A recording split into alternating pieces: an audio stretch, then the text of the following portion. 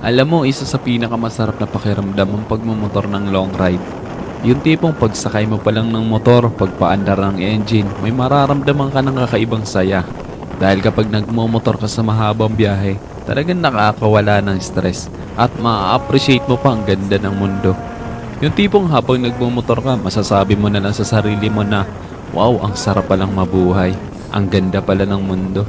Lalo na kapag ang patakbo mo yung chill lang, yung ini-enjoy mo lang talaga ang moment. Madami kasi tayo kanya-kanyang problema sa buhay. Pero kapag nagmomotor ka na, makakalimutan mong problema mo. Lalo na kapag maganda ang view, maganda ang kalsada, tapos hindi mo namamalayan, nagkakaroon ka na pala ng positive mindset dahil magaan ang pakiramdam mo eh. Kaya kapag stress ka na, kailangan mo lang din talaga minsan ng mahabang biyahe bilang isang pahinga eh. Ang weird no? Kasi nakakapagod magmotor pero ito yung pahinga ng gusto-gusto ng marami.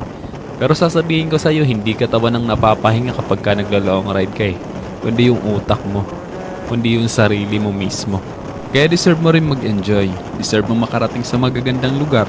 Deserve mo ng bagong experience, ng bagong kwento. Ang buhay ay isang mahabang biyahe. Madami kang pagdadaan ng iba't ibang uri